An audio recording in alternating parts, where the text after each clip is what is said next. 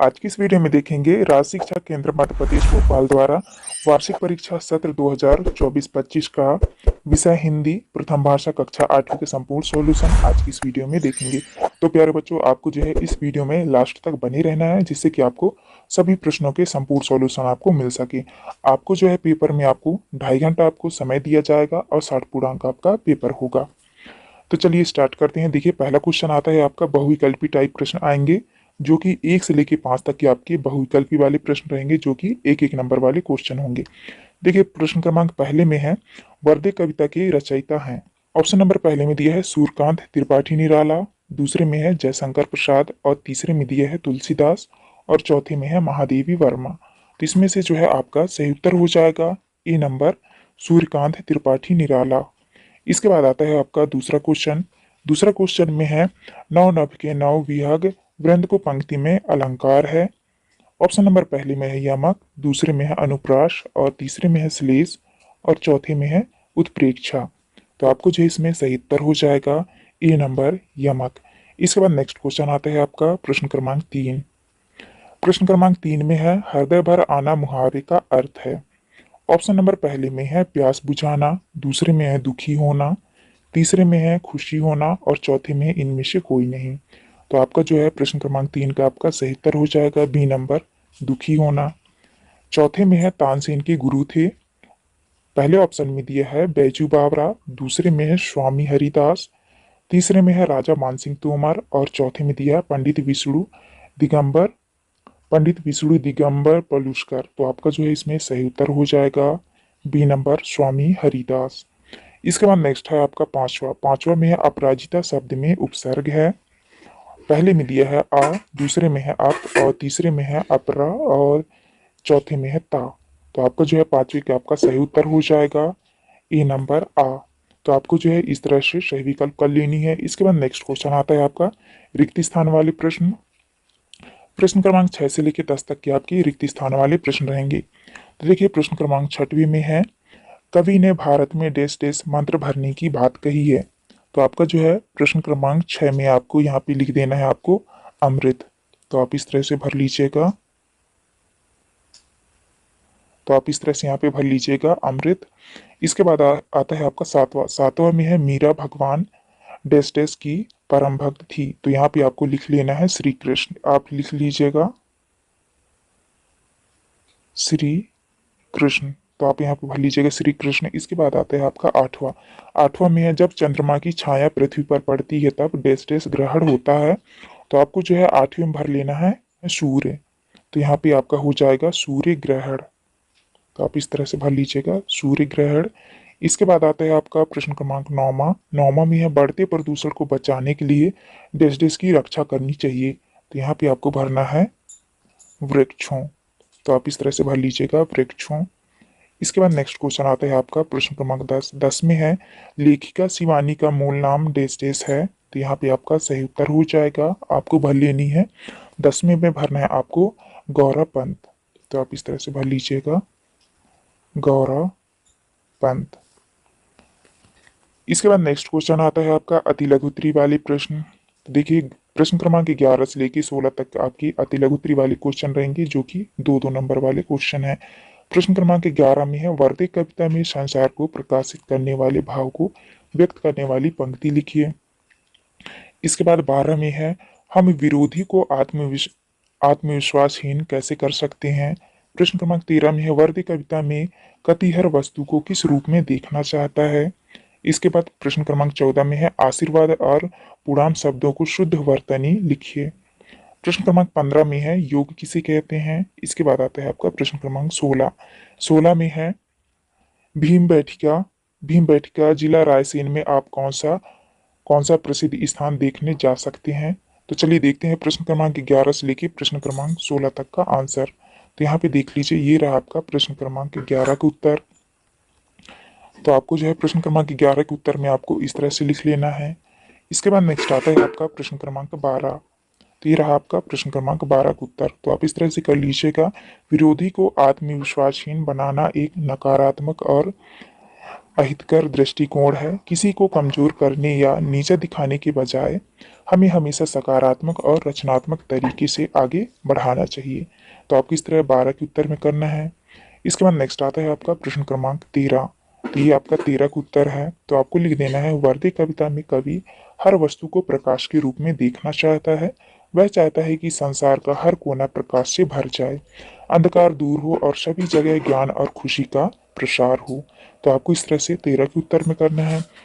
इसके बाद नेक्स्ट आता है आपका, ये रहा आपका प्रश्न क्रमांक 15 का उत्तर। तो आपको 15 के उत्तर में करना है, सरल शब्दों में कहें तो योग वह प्रक्रिया है जिसके माध्यम से हम अपने शरीर और मन को स्वस्थ रखते हुए आध्यात्मिक विकास करते हैं। तो आपको इस तरह से 15 के उत्तर में करना है। इसके बाद आता है आपका प्रश्न क्रमांक 16। तो 16 के उत्तर में आपको करना है, भीम बैठिका जिला रायसेन में आप कौन सा प्रसिद्ध स्थान देखने जा सकते हैं। तो यहाँ पे आपको 16 के उत्तर में कर देना है आपको शैल चित्र। तो आप इस तरह से कर लीजिएगा शैल चित्र। और प्रश्न क्रमांक 14 में आशीर्वाद और पूर्णाम शब्दों को शुद्ध वर्तनी लिखिए। तो आपको जो है ये आशीर्वाद और पूर्णाम जो लिखा है, आपको इनको सही करके आपको लिखना है। तो आप कर लीजिएगा। इसके बाद नेक्स्ट क्वेश्चन आता है आपका लघुत्री वाले प्रश्न।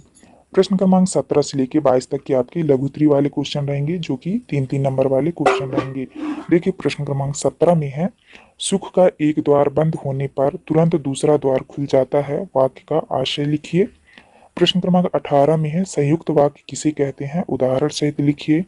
19 में है, मोहनदास गांधी जी के विलायत जाने के संबंध में उनकी मां के मन में क्या दुविधा थी। इसके बाद नेक्स्ट आता है आपका प्रश्न क्रमांक 20 में है, वर्दी कविता में कवि ने वरदान मांगने के लिए देवी सरस्वती को ही क्यों चुना। 21 में है, डॉक्टर चंद्रा को सामान्य ज्वर के बाद कौन सी बीमारी हो गई थी। 22 में है, सामने वाले भी आधी ताकत अपने में खींच लेने की शक्ति हम सब में है, कैसे। तो चलिए देखते हैं प्रश्न क्रमांक 17 से लेके प्रश्न क्रमांक 22 तक का आंसर। तो यहाँ पे देख लीजिए, तो ये देख लीजिए, ये रहा आपका प्रश्न क्रमांक 17 का उत्तर। तो आपको 17 के उत्तर में करना है, सुख सुख का एक द्वार बंद होने पर तुरंत दूसरा द्वार खुल जाता है। इस कहावत का मतलब है कि जीवन में जब हमें कोई दुख या निराशा होती है तो हमें हार नहीं माननी चाहिए, क्योंकि एक दरवाजा बंद होने का मतलब ये नहीं है कि सारे दरवाजे बंद हो गए हैं। जीवन में हमेशा नए अवसर आते रहते हैं। तो आपको इस तरह प्रश्न क्रमांक 17 के उत्तर में करना है। नेक्स्ट है आपका प्रश्न क्रमांक 18। तो आपको 18 के उत्तर में आपको इस तरह से लिख लेना है, यहाँ पे लिखना है आपको संयुक्त वाक्य, और यहाँ पे दिया है आपका उदाहरण, मैं बाजार गया और सब्जियां खरीदी। तो आपको इस तरह से 18 के उत्तर में कर लेना है। नेक्स्ट आता है आपका प्रश्न क्रमांक 19। तो यहाँ पे देख लीजिए, आपको प्रश्न क्रमांक 19 में आपको इस तरह से उत्तर करना है। तो आप इस तरह से प्रश्न क्रमांक 19 के उत्तर में कर लीजिएगा। लिखा है, महात्मा गांधी की विलायत जाने के संबंध में उनकी मां के मन में यह दुविधा थी कि विलायत जाकर उनका बेटा मांस मदिरा का सेवन करने लगेगा। गांधी जी और उनका परिवार शुद्ध शाकाहारी परिवार था। उन्हें उन्हें सुन रखा था कि विलायत के लोग मांस मदिरा का सेवन खूब करते हैं। तो आप इस तरह से 19 का उत्तर कर लीजिएगा। नेक्स्ट आता है आपका प्रश्न क्रमांक 20। तो आपको जो है प्रश्न क्रमांक 20 के उत्तर में करना है, वर्दी कविता में कवि ने वरदान मांगने के लिए देवी सरस्वती को इसलिए चुना क्योंकि सरस्वती ज्ञान, कला और संगीत की देवी है। कवि को नई रचनात्मक ऊर्जा, नए विचार और समाज को एक नई दिशा दिखाने के लिए प्रेरणा चाहिए होती है। सरस्वती इन सभी का प्रतीक है। कवि का मानना है कि देवी सरस्वती की कृपा से ही वह अपनी रचनात्मक क्षमताओं को और विकसित कर पाएगा कर पाएगा और समाज के लिए कुछ सार्थक कर पाएगा। तो आपको इस तरह से प्रश्न क्रमांक 20 के उत्तर में करना है। इसके बाद नेक्स्ट आता है आपका प्रश्न क्रमांक 21। तो आपको 21 के उत्तर में करना है, चंद्रा को सामान्य ज्वर के बाद कौन सी बीमारी हो गई थी। डॉक्टर चंद्रा को सामान्य ज्वर के बाद पश्चाघात की बीमारी हो गई थी, जिससे गर्दन के नीचे उनका उनका सांग अचल हो गया। तो आपको इस तरह से 21 के उत्तर में करना है। इसके बाद नेक्स्ट आता है आपका प्रश्न क्रमांक 22। तो आपको 22 के उत्तर में आपको इस तरह से लिखना है। तो देखिए लिखा है, सामने वाली भी आधी ताकत अपने में खींच लेने की शक्ति हम सब में है। यह एक प्रेरणादायक कहावत है जो हमें हमारे भीतर छिपी ताकत की ओर इशारा करती है। इसका मतलब ये नहीं है कि हम सभी के पास अपने लक्ष्यों को प्राप्त करने और चुनौतियों को सामना करने की क्षमता है। यह एक क्षमता हमारे आत्मविश्वास, दृढ़ संकल्प और सकारात्मक सोच से आती है। जब हम इन गुणों को विकसित करते हैं तो हम किसी भी स्थिति में खुद को मजबूत महसूस करते हैं। हम किसी भी स्थिति में खुद को मजबूत महसूस करते हैं और दूसरों को भी प्रेरित करते हैं। तो आपको इस तरह से प्रश्न क्रमांक 22 के उत्तर में करना है। उसके बाद नेक्स्ट आता है आपका दीर्घ उत्तरी वाले क्वेश्चन। प्रश्न क्रमांक 23 से लेके 26 तक के आपके दीर्घ उत्तरी वाले क्वेश्चन रहेंगे। देख लीजिए, ये जो आपके 5 नंबर वाले प्रश्न है। प्रश्न क्रमांक 23 में है, निम्नलिखित विषय में किसी एक विषय पर 8-10 सारगर्भित पंक्तियों में निबंध लिखिए। यहाँ पे देख लीजिए, लिखा है मेरा प्रिय खेल, मेरा विद्यालय, वायु प्रदूषण। तो आपको जो है इन तीनों में से किसी एक विषय पर आपको निबंध लिखना है। 24 में है, कवि माँ सरस्वती से क्या वरदान चाह रहा है। 25 में है, जहाज का पक्षी किस बात का प्रतीक है, आशय स्पष्ट कीजिए। 26 में है, बीमारी के कारण अपने प्रधानाध्यापक को 2 दिन के अवकाश के लिए प्रार्थना पत्र लिखिए। तो चलिए देखते हैं प्रश्न क्रमांक 23 से लेके प्रश्न क्रमांक 26 तक का उत्तर। तो यहाँ पे देख लीजिए, आपको इस तरह से आपको उत्तर में करना है। ये रहा आपका प्रश्न क्रमांक 23 का उत्तर। तो आपको मेरा प्रिय विद्यालय के बारे में आपको 10 पॉइंट लिखने हैं। यहाँ पे आपको निबंध लिखना है। तो आपको लिख देना है, मेरा विद्यालय बहुत सुंदर है। दूसरा है, इसमें हरी भरी बगियां हैं। तीसरा है, हमारी कक्षाएं साफ सुथरी हैं। शिक्षक बहुत अच्छे और दयालु हैं। हम खेल के मैदान में खेलते हैं। पुस्तकालय में किताबें पढ़ना मुझे पसंद है। विद्यालय में सांस्कृतिक कार्यक्रम होते हैं। हम सभी मिलजुल कर रहते हैं। विद्यालय हमें अच्छा नागरिक बनाता है। मुझे अपना विद्यालय बहुत पसंद है। तो आपको इस तरह से 10 पॉइंट आपको अपने विद्यालय के बारे में कर लेना है। नेक्स्ट आता है आपका प्रश्न क्रमांक 24। तो आपको प्रश्न क्रमांक 24 के उत्तर में आपको इस तरह से करना है। देखिए, प्रश्न क्रमांक 24 में आपको लिखना है, कवि माँ सरस्वती से विभिन्न प्रकार के वरदान मांग सकते हैं। यह उनके व्यक्तिगत विश्वासों, रचनात्मक और जीवन के लक्ष्यों पर निर्भर करता है। आमतौर पर कवि माँ सरस्वती से ज्ञान, बुद्धि, वाणी का वैभव, रचनात्मक और प्रेरणा प्राप्त करने की कामना करते हैं। वे चाहते हैं कि माँ सरस्वती उन्हें अपनी काव्य यात्रा में सफल बनाए और उन्हें अमर कृतियां रचना की शक्ति प्रदान करें। तो आपको जो है इस तरह से प्रश्न क्रमांक 24 के उत्तर में आपको करना है। नेक्स्ट आता है आपका प्रश्न क्रमांक 25। तो यहाँ पे देख लीजिए, प्रश्न क्रमांक 25 में आपको उत्तर में करना है, जहाज का पक्षी निष्ठा और समर्पण का प्रतीक है। तो आपको इस तरह से प्रश्न क्रमांक 25 के उत्तर में आपको कर लेना है। तो आप अच्छे से देख के कर लीजिएगा। नेक्स्ट आता है आपका प्रश्न क्रमांक 26। तो यहाँ पे आपको अवकाश के लिए आपको पत्र लिखना था। तो आप इस तरह से लिख लीजिएगा। लिखा है, सेवा में प्रधानाध्यापक, केंद्रीय विद्यालय हरिद्वार, विषय 3 दिन के अवकाश हेतु प्रार्थना पत्र। तो आपको इस तरह से आपको छुट्टी के लिए आपको प्रार्थना पत्र लिखना है। तो आप लिख लीजिएगा। तो आप यहाँ से देख के आपको अच्छे से कर लेना है। तो आप कर लीजिएगा।